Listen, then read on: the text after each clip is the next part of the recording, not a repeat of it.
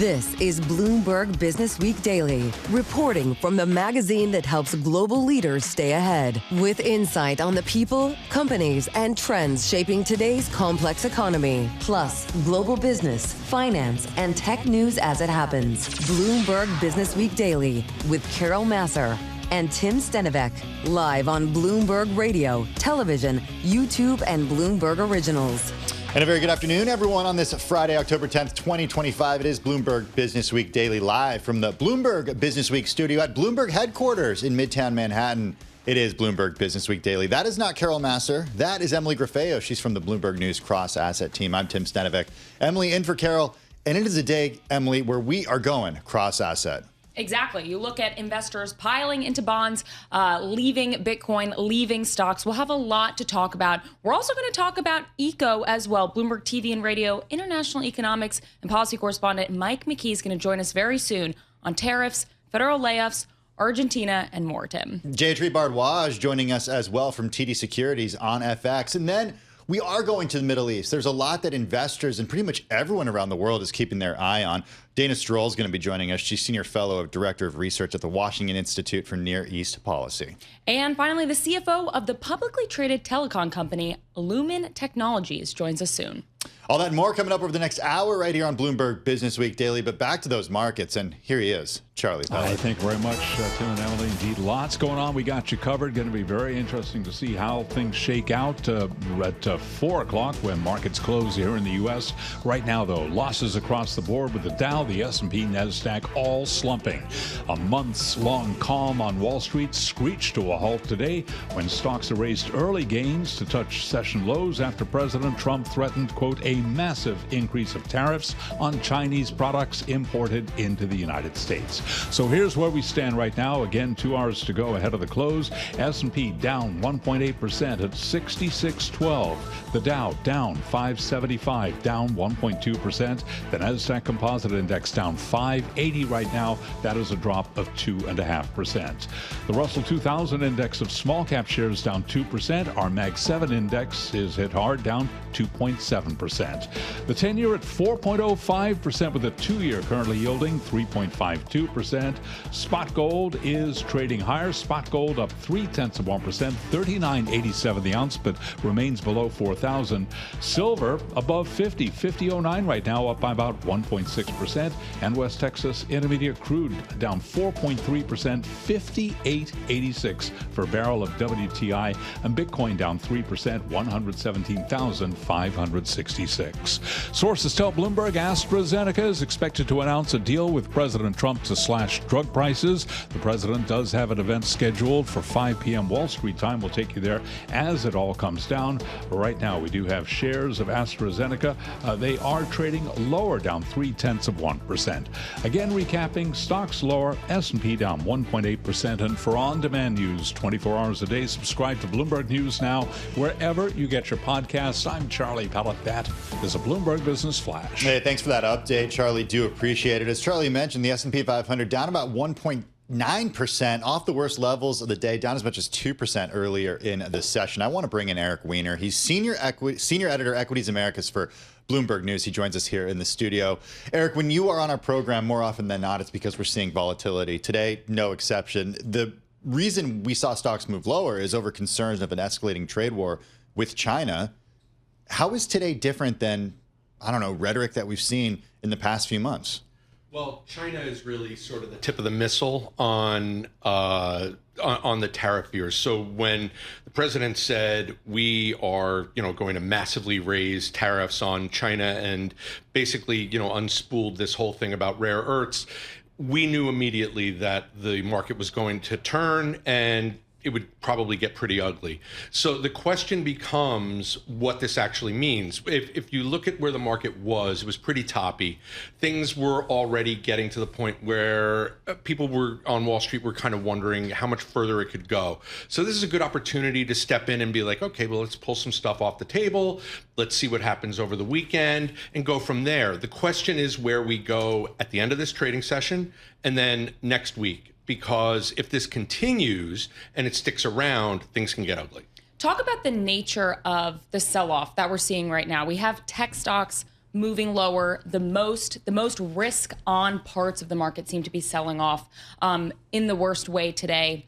What does that tell us about just where we could go next? Well, when you see the index move like this, when you see the S&P 500 move like this, even though, yes, there are 400 stocks that are down, there are about 15 that you're really looking at because the thing is so concentrated. So the risk is in those big tech names that really, really drove the equity index much higher. When you look at it, you're like, okay, we'll take some profits out of Facebook, we'll take some profits out of, or Meta, we'll take some profits out of Nvidia and go from there. But it's like when you saw the VIX jump over 20, that's when traders start getting cautious generally. So there are two things going on. It's the breadth of the decline and then also these big names coming out. But are we seeing a significant rethinking of valuations right now? Because we're only off 2% of all-time highs.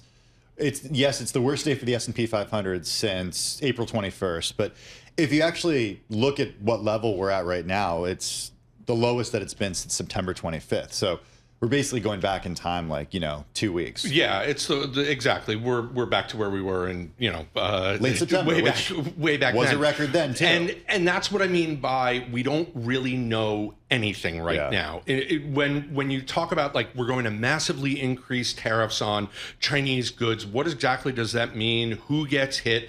It's not there isn't a lot of discerning trading going on. It's just let's get out of these positions, and it's a good excuse to kind of what they call take profits.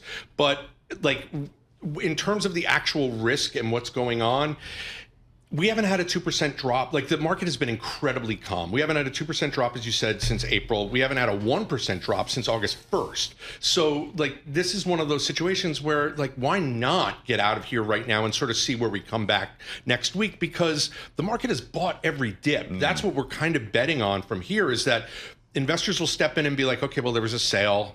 Let's pick it. Let's scoop stuff up starting on Monday.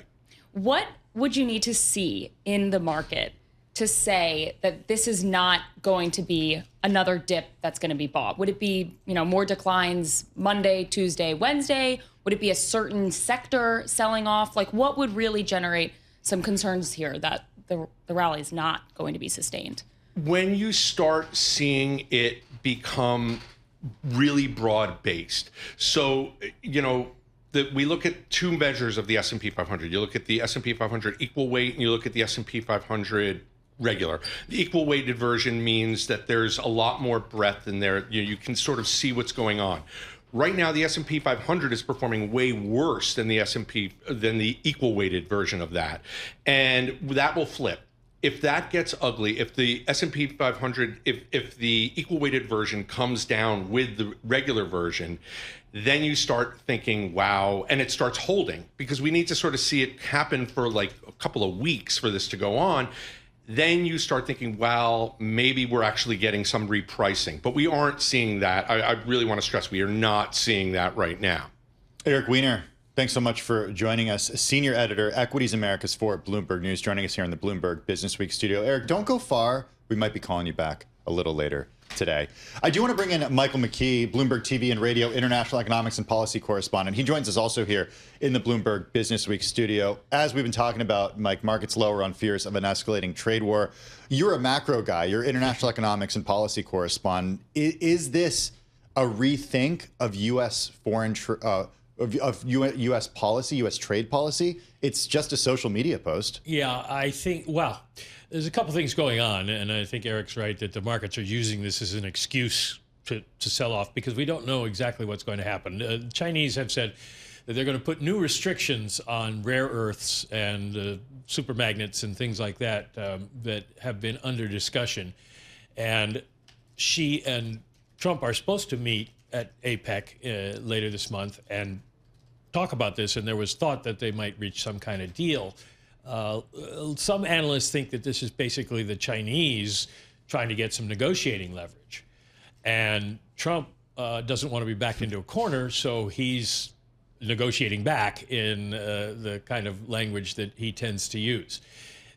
The Chinese, the main body of the Chinese new restrictions wouldn't hit till November or December. So it's not something that's imminent, and it could be that this is just all posturing, and one has to hope that at this point. But that may be why we've got a 2% fall, or roughly 2% fall, and nothing worse. I think if the president had really come out and said, I'm going to jack up these tariffs to 50, 60, 70%, then you would see a much bigger reaction. These comments, of course, are coming before he's set to meet with Chinese President Xi Jinping a little bit later this month. Have we heard any details about whether that meeting is still going to be taking place in the wake of the social media posts? Well, we haven't heard that it's off. The Chinese did not mention it's off, and the president said, I don't see any reason to meet right now, but he didn't say I'm not going to. So at this point, I think we just have to wait and see how this plays out over the next couple of days. Maybe he gets it off. Maybe he's mad because of the Nobel Prize, and instead of going after Norway, which we all thought he'd do this morning, he's just taking it out on China for the time being. But he was thanked by the winner of the Nobel Peace Prize. Well, yeah. And then he reposted this. Yes. Basically, she said, we're counting on President Trump and our friends in democracies around the world to continue the struggle for Venezuela. She didn't say, thank you, President Trump, exactly. Well, let's shift gears a little bit, Mike, and talk about reductions in force, the idea of layoffs, permanent layoffs. Russ Vought earlier today, White House budget director, saying the reductions in workforce have begun. He's referring to the federal government's term for layoffs here. Do we know how many? Do we know who? Do we know where? What we know is that the White House, senior White House officials told Bloomberg News that it would be thousands. Representative of the American Federation of State, Local, and Government Employees said that they heard 1,300. But there's no exact number at this point. It does seem to be affecting many agencies. I've heard as many as 9. And this is obviously going to provoke lawsuits from the federal unions. The administration and Vought say this is necessary because of the government shutdown, but it's not. They've never done this before. Yeah, why the workers aren't being paid right now, so it doesn't. It's just. It's also theater. Now, does the administration? They could be setting this up as a bargaining chip. You know, Democrats come to the table and they concede something, and the president says, "All right, we won't fire these people." Because remember how this went with the Doge thing. People were on the payroll, off the payroll, on the payroll again. So this could also be a big smokescreen. I'm wondering how you think that kind of impacts what could be an already weak labor market that we're seeing. We had Governor Christopher Waller from the Fed saying job growth has been negative for the last few months. The labor market is his biggest concern. Of course, that's what we've also heard from Jerome Powell.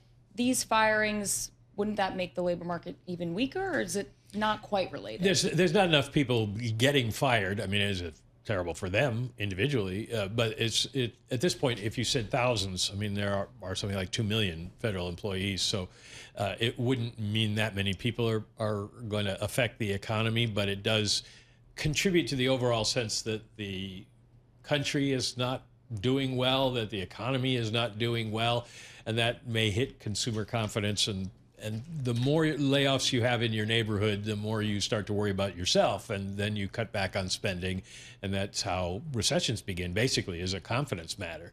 So it's not good news in that sense, but it's not something that we will really see in the economy.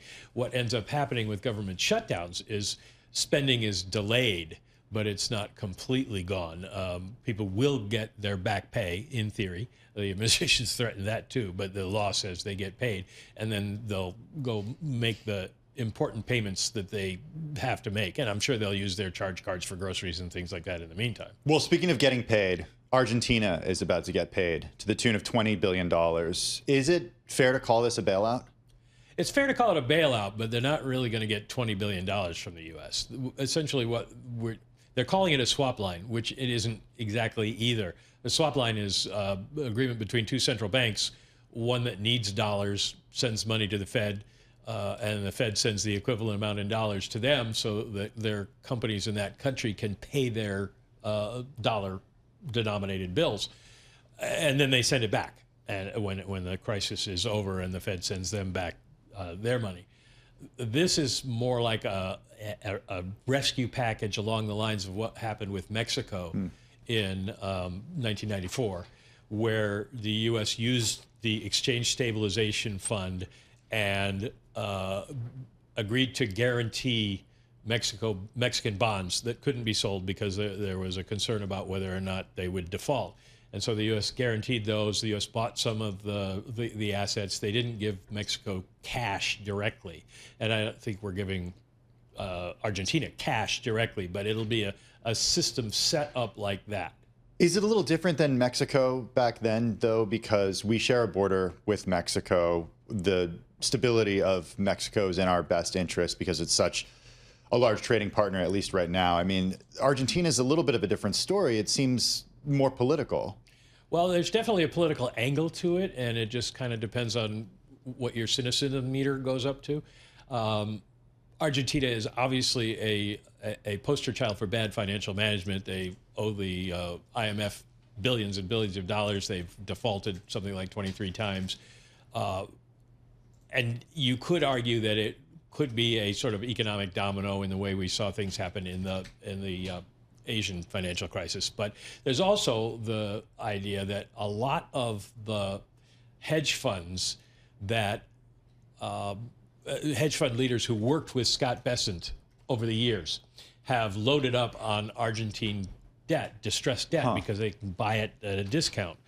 And if the Argentine peso keeps falling as it has and is predicted to do if they lose the congressional elections coming up, then these people lose a lot of money.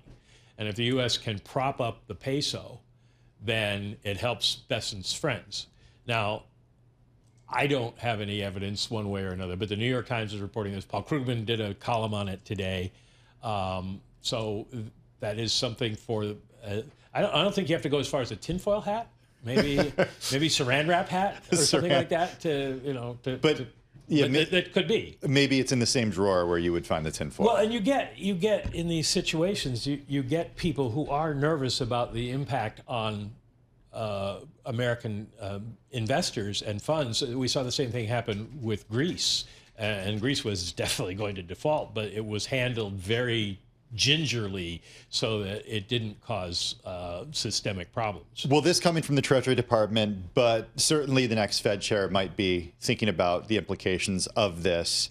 And that's kind of where we want to end with you, Mike. We learned earlier today some other names that could be in the running or are in the running for Fed chair finalists. Rick Rieder, Michelle Bowman, Chris Waller, Kevin Warsh, Kevin Hassett. What's the timeline here? Is there anyone else to add? This is a CNBC report that they are the final five. Okay. And that they would do another round of interviews, and then sometime maybe in December, the president would nominate someone to the Stephen Myron seat where the term expires at the end of January. And that person would be essentially the de facto Fed chair in waiting. And then if Jay Powell resigns, they could put Steve Myron back in that seat or somebody else. We don't have any other outside confirmation of that, but it certainly tracks with what the president has been saying. He's called the Kevins and Chris Waller the finalists for some time. Michelle Bowman might be a little bit of a DEI here because we know they like her in the regulatory role that she's in, and Rick Rieder obviously has a good reputation in the markets. It depends on what the president ultimately ends up wanting in a Fed chair. How much of a splash does he want to make in a sense of a rock falling in the pond and sending out ripple? How much does he want to upset the apple cart, and how much can he do without upsetting the markets? So this is going to be something to watch over the next couple of weeks, because once we get to an announcement, there's going to be a lot of reaction to that as well. Well, we'll certainly be talking to you many times between now and then. Michael McKee, Bloomberg News international economics and policy correspondent, joining us here in the Bloomberg Businessweek studio. Mike, have a good weekend. The S&P 500 still down to the tune of 1.8%. The NASDAQ Composite down 2.5%. The Dow down 1.3%. We're kind of going all over the place geographically right now because investors have a lot to think about. Observers have a lot to think about. including the durability of lasting peace in the Middle East. Israel began the process of withdrawing troops from Gaza, while the U.S. started the clock on a 72-hour window for Hamas to release all remaining hostages as the complex process of ending the 2-year war got underway. Dana Stroul is Senior Fellow and Director of Research at the Washington Institute for Near East Policy. She joins us now from Washington, D.C.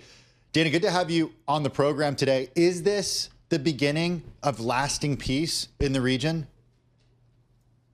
Doubtful, but it could bring relief for Israelis and Palestinians. So what we're going to see over the next 72 hours is just the initial phase of this pretty extensive, very broad 20-point plan. So we'll see Israeli hostages hopefully released within the next 72 hours.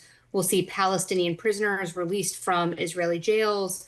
We'll see the IDF withdraw out of to part of Gaza, but they're still going to be present in more than 50% of Gaza. And we'll see a lot of humanitarian aid flow in. But that doesn't address Hamas's weapons. It doesn't address what the constitution of an international stabilization force on the ground in Gaza will be. It doesn't address what the future governance structure will be. It doesn't necessarily put us on a path to Palestinian statehood. And of course, it doesn't address everything else that's keeping us from having peace in the Middle East, like Iran's nuclear weapons program and other terrorists who still have ballistic missiles and they're firing them. Right. So a lot of outstanding questions, but talk about the current deal so far. What makes this ceasefire and this hostage deal different from just previous efforts for peace that we've seen between Israel and Hamas? What's really unique about this time is the convergence of stakeholders who all decided to pressure all sides. So for the past several ceasefire negotiations with respect to Hamas and Israel, the United States was working with Qatar and with Egypt, who were then mediating with Hamas, and the United States was working with Israel. But this time, President Trump started at the UN, bringing Arab and Muslim leaders together all to back his plan. And then we saw in these high stakes negotiations in Egypt, Turkey join hands with Qatar and Egypt, all putting tremendous pressure on Hamas. And finally, we have the personal investment and commitment of President Trump, who backed Israel, but then at the final hour, told Hamas, I will guarantee that Israel will not restart this war if you uphold your commitments. Now that that 72-hour window has begun, what is the U.S.'s role in enforcing the ceasefire? Well, first of all, it's whether or not President Trump is going to stay personally invested and that level of presidential interest and commitment. And secondly, is the U.S. military role. So CENTCOM, the head of U.S. military operations in the Middle East, has announced that they'll contribute to this joint task force to support hostage recovery. And the U.S. military will probably have a significant leadership role in standing up this post-war stabilization mission in Gaza and bringing others in. I'm wondering about the significance of certain people involved here, especially on the American side. Steve Witkoff, for example, Jared Kushner, for example, who doesn't have the same role that he had in the White House during the president's first administration. Well, Jared Kushner has not had an official role in the second Trump administration, but I think it's fair to say he's been in the background the whole time, and you can really see his fingerprints on this 20-point plan. Kushner has always been a real advocate of economics, trade as part of a path to peace. There's a lot of economic angles to the 20-point plan, and he clearly was sitting alongside Steve Witkoff in Egypt and now in Israel to see the details of this followed through.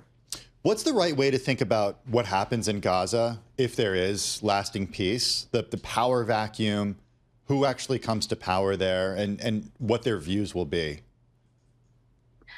That's really TBD. But here's the risk. We get through this initial phase of the ceasefire and there's a security vacuum and there's nobody there on the ground other than Hamas, who still has their weapons, or Israel, who's still present in 50% of the Strip. What President Trump would like to see happen is this international multilateral force with a lot of Arab and Muslim countries contributing, Really hard to see them going in if Hamas doesn't agree to give up their weapons.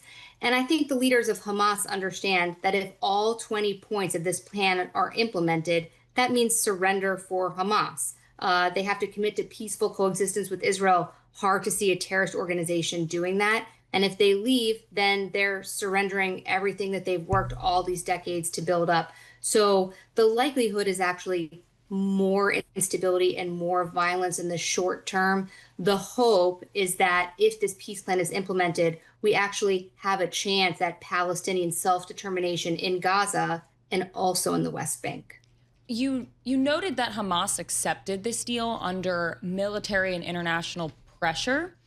I'm wondering what kind of lessons we learn from that. Does this mean that more pressure needs to be applied in order to reach the next stage of a deal that could lead to lasting peace? Well, the Israeli operations in Gaza have received so much international and regional condemnation and criticism. But I think we have to be honest here that we wouldn't be where we are today without some of the Israeli actions in Gaza, which took out all of Hamas's top leadership, have dismantled a lot of those tunnels, and we're continuing despite all of this international criticism. But it's clear that it's not only military pressure alone, it's this political pressure from the longtime backers of Hamas. So exactly 2 years after October 7th, what's clear is that Egypt didn't want a flood of Palestinians from Gaza coming into the Sinai. Qatar wanted it to be over, especially after that Israeli strike in Doha that targeted Hamas leadership sitting in a fancy building. And Turkey, who has a longtime connections to Hamas, President Erdogan's top national security aide was on the ground in Egypt negotiating this. So the backers of Hamas really pressured it to agree to give up these hostages. Dana, always appreciate you taking the time and joining us, especially on such a busy Friday. Dana Stroul, Senior Fellow and Director of Research at the Washington Institute for Near East Policy, joining us from Washington, D.C. Coming up in just a minute, we're going to be speaking with the CFO of the publicly traded communications company Lumen Technologies. First up, though, a check of the day's trade and top business stories. Here he is, Charlie Pellet. All right, I thank you very much, Tim and Emily. Here's what's going on. Very close to session lows right now on the S&P 500 index. We're on track for a losing week. Right now, looking at a loss of 1.5% on the week. But right now, we have got the Dow, the S&P, NASDAQ. They're all in the red. A months-long calm on Wall Street came to an end today when stocks erased early gains after President Trump threatened, quote, a massive increase of tariffs on Chinese products imported into the U.S. Stocks started selling off around 10:55 a.m. Wall Street time. S&P now lower by 1.7%, again close to session lows, down 112. The Dow down 515, drop there of just about 1.1%. NASDAQ is down 2.3%. Our Mag 7 index down 2.5%. The 10-year 4.04%, with the 2-year that's currently yielding 3.51%. Gold 4,007, advancing $30 the ounce, up by about 0.8%.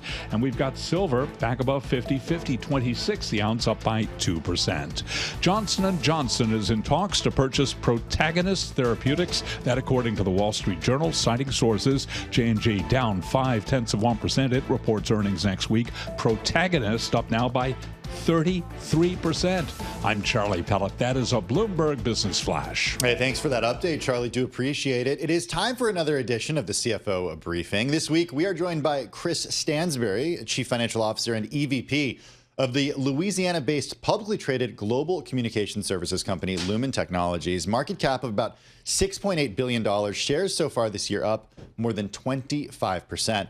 Also with us here in the studio is Nina Trentman, Bloomberg News Senior Editor. She writes the CFO Briefing newsletter. You can subscribe to it at bloomberg.com/CFO-briefing. Chris is featured in the most recent edition of the newsletter. Chris joins us from Denver. Chris, welcome. The company divesting non-core assets, for example, earlier this year announcing the sale of its mass market residential fiber unit to AT&T for $5.75 billion in cash. Now, what you're planning to do is leasing existing fiber routes to hyperscalers and social media companies to transport AI traffic between data centers. I want to know, how big of an opportunity is it to lease to these hyperscalers? Yeah, thanks for having me today. It's been quite a journey at Lumen over the last 3.5 years. And really what we see as an opportunity and have seen really through our transformation is the AI multi-cloud world that's being developed right now. The network of yesterday wasn't built to support it.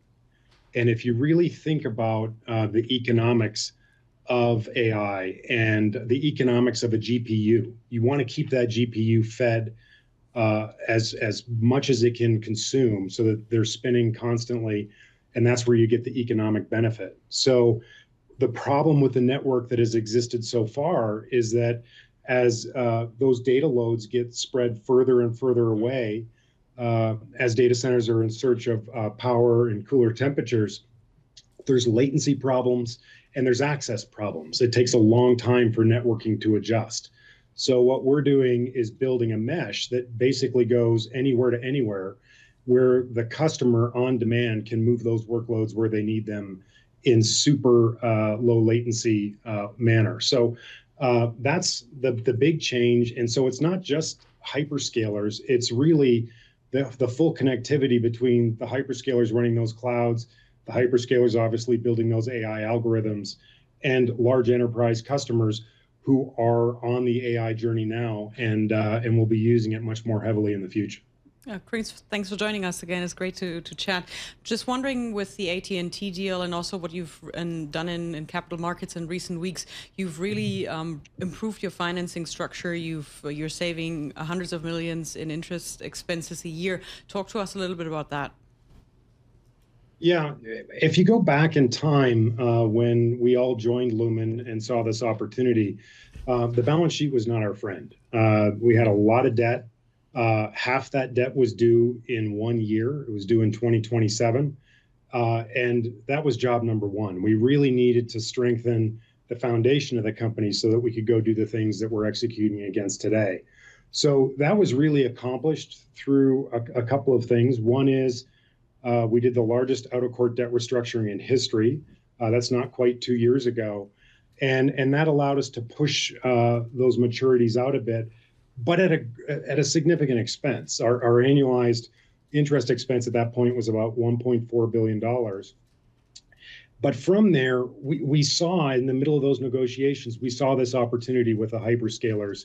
And soon after that debt negotiation was completed, we signed $8 billion worth of deals, and that has grown since.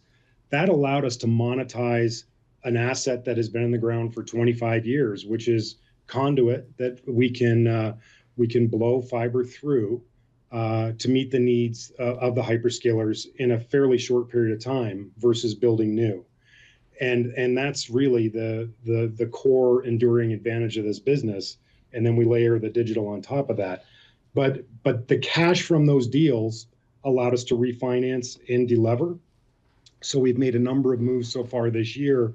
And with the sale of the consumer fiber business to AT&T, when that closes, our debt will be down to just over $13 billion, and our interest expense on an annualized basis will be about $700 million. So in a 2-year period, dramatically reshaping both the quantum of debt as well as the maturity curve. And now that balance sheet is a real asset for us as we invest in the AI multi-cloud world. Yeah, I'm actually wondering about the investments. Of course, there's a lot of capex that's required in a business like yours. We've seen earlier this year the One Big Beautiful Bill Act that was passed, which tries to encourage investment, including in capital investments, by allowing you as CFO to depreciate certain investments faster. Like, do you think this will make an impact as you're thinking about future investments in your business here in the U.S.?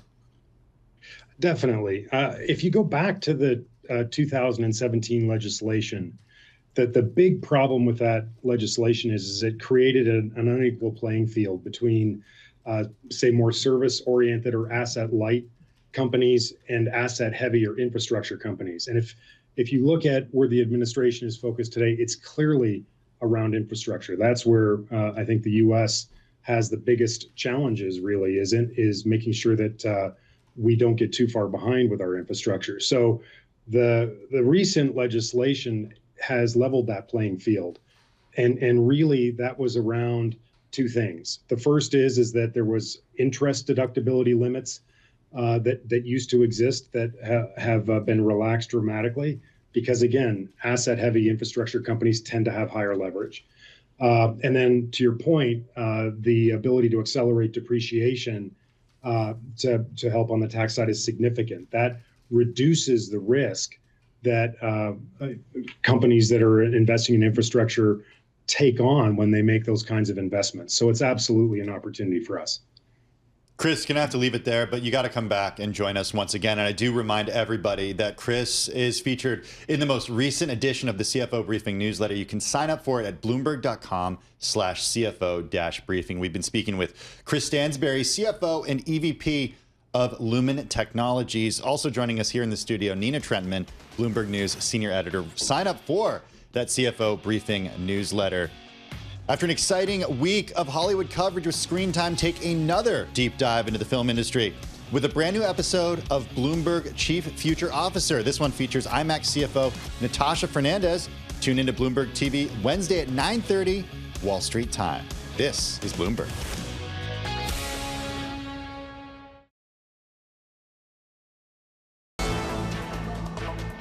It's 2:40 on Wall Street. We do check markets all day long here at Bloomberg. We have got the S&P 500 index holding just above 6,600. We're very close to session lows. The Dow, the S&P, NASDAQ, they're all in the red.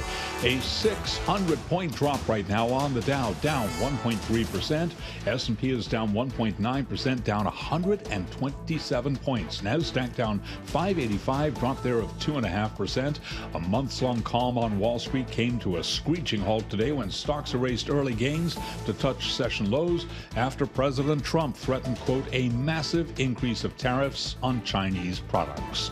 Right now, we have got, again, the S&P down 1.9%, the Russell 2000 index of small cap shares down 2.1%, and our Mag 7 index is down now by 2.8%. The 10-year at 4.04% with a 2-year that's currently yielding 3.51%. Gold is up $18 the ounce, was back above 4,000 briefly, right now at $39.96, up 0.5%. Silver also was back above 50 briefly, $49.91 right now on silver, up by 1.3%. A big retreat for West Texas Intermediate crude below $59 a barrel, $58.85, down 4.3%, and Bitcoin showing a 3% decline at 117,519. Automaker Stellantis' third quarter shipments climbed 13%, led by a rise in North America, pointing to a recovery after the ailing car maker worked down inventory in the United States. Automakers lower, Stellantis down now by 6.6%, Ford down 0.5%, GM down 0.6%, and Tesla down by 3.9%. For on-demand news 24 hours a day, subscribe to Bloomberg News Now wherever you get your podcasts. I'm Charlie Pellet, and that is a Bloomberg Business Flash. Thanks so much for that update, Charlie. Do appreciate it. I mentioned we are all over markets today. Dollar sliding as President Trump threatens a, quote, massive increase in tariffs on Chinese goods. Well, the greenback is still trading on the cusp of its best week of the year. The president's latest tariff salvo threatening a once promising dollar rally. We've got with us Jayati Bharadwaj, Director of FX Strategy at TD Securities. She joins us here in the Bloomberg Businessweek studio. Jayati, we wanted to talk FX. We knew you were the right person to talk to. We've seen the dollar recover a bit this month until today. Is this a temporary setback or is it something bigger? Thank you so much for having me again. Always a pleasure to come talk to you guys. I would say that, interestingly, what's been happening in the last few sessions, at least, is that we were living in sort of like a U.S. nirvana where we don't know where we're flying. We're flying blind. We don't know what the U.S. data is indicating anymore. And the hyper focus that markets had on path of Fed cuts, how much is the Fed going to cut? How much are they going to, ease next year? We took a break from that thanks to getting no U.S. data, and immediately market focus shifted to everything that's happening elsewhere in the world, which is where you had elections in Japan did not turn out the way markets were expecting. You had French election uncertainty drag on. All of this sort of allowed the dollar to behave like a safe haven again, something you saw only up until last year. So that sort of gave dollar the kind of strength it has been used for the last 5 years and gave dollar that nice rally. I think you bring a very good question. Does that change the picture meaningfully, or is it just a bounce? That's a question that clients have been asking us as well. But I think big picture, it's unlikely that euro is going to collapse to the level where we were at the start of the year. The U.S. administration policy uncertainty is still going to live. It's still going to be there for the majority of the next 3 years. And if anything, today is the perfect example of that, where you had headlines come out with China, the relationship there deteriorating, and that's clearly taking a hit on the dollar again. I want to just talk about what you mentioned as the dollar being seen as a safe haven asset, because we're also seeing treasuries really rallying today, people piling in there.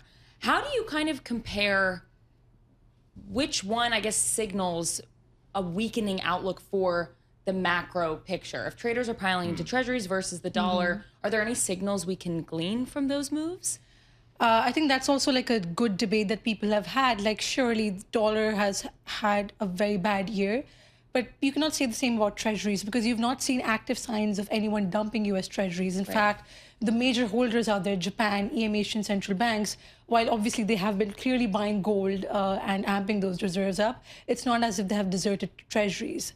But the dollar's relationship with treasuries is broken, because while everyone still wants to hold U.S. assets, they don't want to hold U.S. assets unhedged. So they are clearly diversifying away from the dollar, not from U.S. assets per se, but clearly there's a shift away from the dollar, which has made that relationship weaker. We have to talk about the debasement trade then, because you had mentioned gold when you came in before the show started. It's at a record high. Bitcoin has been rallying. You went there. You went to Bitcoin. I mean, all of these other assets, is this a result of people moving away from the dollar losing its appeal? I think definitely yes. So people have always talked about dollar as a share of reserves collapsing, but that's been true for the last decade. But I think as we entered this year, the marginal collapse in the people holding the dollar has amplified because of all of the uncertainty we're dealing with now. Now, for the last 5 years, most of the uncertainty around the world was housed in the Middle East. Was housed in COVID, which was a supply chain shock, which was also outside the US. I think this is the first time in many, many years where US has become the source and the emanating source of global uncertainty around the world, which is why everyone is now even shyer of holding dollar in their portfolios, which is why a lot of the investors and clients we speak to are now thinking of diversifying away from U.S. assets, not marginally, much less so, because I'm sure there's still not a very strong alternative to U.S. equities, as we can all debate for months on end. But clearly there's alternatives to the U.S. dollar now, where people have shown a greater preference for the euro. And in fact, at times, euro has been behaving like a safe haven and the dollar much less so. If we're talking gold, we got to talk about what we heard from Ken Griffin earlier this week. Was that this week or last week? I don't even know what day it is. That was this. Okay, that was this week. Okay, yes. Thank you. And Ray Dalio as well this week. Yeah, Ray Dalio as well. You were you at that event too? I was at the Greenwich Economic Forum. Okay, so Ray Dalio said that gold is certainly more of a safe haven. Then you had also Ken Griffin essentially say, if he asked if he was agreed with the view of Ken Griffin that gold's rise reflected anxiety about the U.S. currency. How is gold a diversifier now versus where it was maybe just a few years ago? Should people be thinking about the position in our portfolios differently now? I think gold has clearly been a very topical point of late. And that definitely plays into both the fact that central banks around the world have been diversifying and trying to hold gold assets. So central banks' purchases of the yellow metal have surged in the last year. In fact, that's a trend which has been ongoing for the last 5 years, but it has taken a big amplification up this year. So that is what led to that massive rally in gold. And then a lot of the other investors, like who've mostly been on the sidelines with gold, who've not traditionally seen gold as a safe asset, now with the uncertainty around the world, with people now pitching stable coins, now people talking about holding their debt in Bitcoin as well, with all of that and with greater uncertainty in the US and greater reliance on the US dollar acting as the global reserve currency of the world, there's definitely a bigger shift of investor preference into holding gold both as an investment asset but also as a safety asset. Because whatever happens, at the end of the day, it's a physical metal which you hold in your reserves. Which is not linked to any particular government and their policy, whereas the dollar clearly is linked to the U.S. administration and its policies. I want to end on, just the headlines that we're seeing today, this idea that perhaps trade tensions are escalating even further now between the U.S. and China. How does that specifically impact your views on G10 FX just within, the next few weeks here? I would say that depending upon what kind of a picture this evolves into, if the outcomes from here get worse, let's say if Trump comes out and again announces a tariff increase on China close to 150% or even above that, which is what we saw at the start of the year, that's again going to bring back a lot of macro volatility into markets.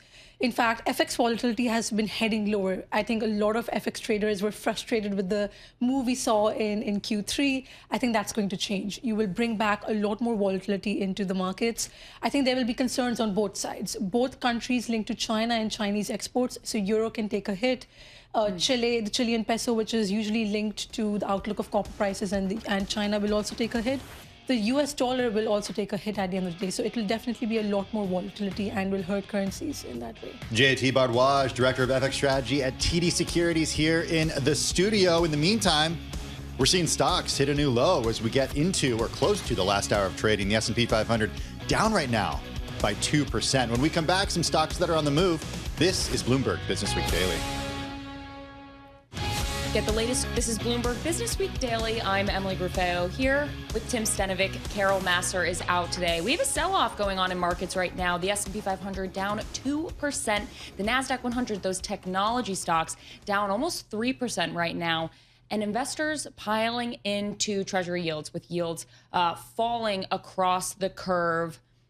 Where are they going, Tim? I guess they're buying a little bit of gold right now as a safe haven, but... I guess. I mean, I'm looking in the S&P 500 right now, and the only thing being bought in there are consumer staples. Every other group, in every other industry group, is in the red. The information technology down to the tune of more than 3%. Consumer discretionary down 2.8%. Energy down 2.2%. Communication services down 1.8%. Let's take a look at some stocks on the move today. I'm Emily Graffeo with Tim Stenovec, and we're joined by Bloomberg News cross-asset reporter Denitsa Sikova. Denitsa, did you pick a gainer or a decliner for us first? I picked a gainer for change because you said all the sectors are in the red, but if you actually look at rare earth materials, we're seeing some of the big gainers, which is not a surprise. MP Materials is the first one I'm looking at. The ticker is MP. Stock is up 13%. Of course, it's coming off all the headlines we're getting from the administration. President Trump threat to jack up tariffs on China over its rare earth control has sent investors rushing into the few companies that have exposure, the few Western companies. MP is actually up more than 400% year to date. Obviously, some of the biggest winners, rare earth producer, the U.S. has already taken a stake in, which we already saw a lot of euphoria for the stock after that.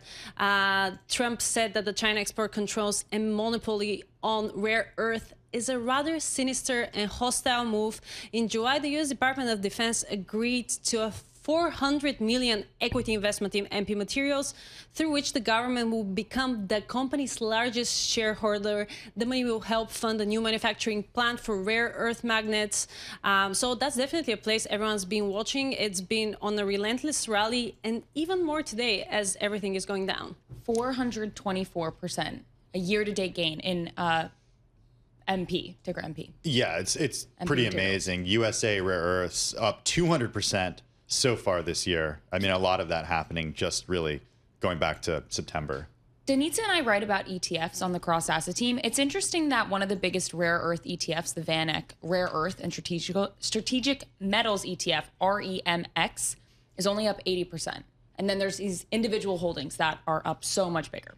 Anyway, what else do you have for us, Denitsa? Yeah, the winners are concentrated. In information technology tech, we're actually seeing some winners. Applied Digital shares were up as much as 33%, now still about 16%, which as what we're seeing with tech stocks, that's clearly a big gain here. Shares of Applied Digital climbed after the data center developer secured more funding and lease agreements for its projects for bullish hyperscalers, and also it posted better than expected results for the first quarter. So what we saw for the quarter that ended August 31st, Applied Digital reported a loss of 3 cents a share, which is narrower than the 16 cents that investors would expected. So clearly big relief there. And if we zoom out on this one, the stock is up 370% year to date. So that's another massive gain. Obviously, a small company, so these moves make sense.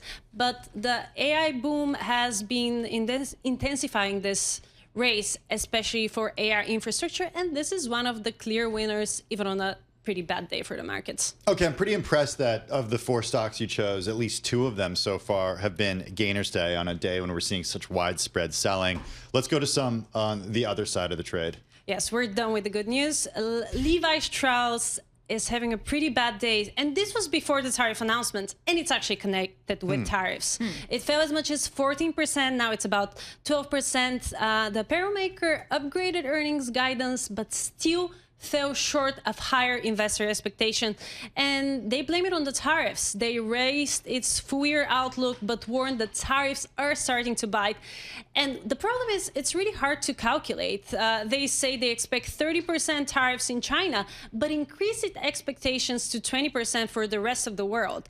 And that was before the announcement. Clearly, this is a very volatile environment for retailers. And actually, Levi Strauss was one of the winners. It's still up 25% year to date, but you can see how one headline erases almost half of the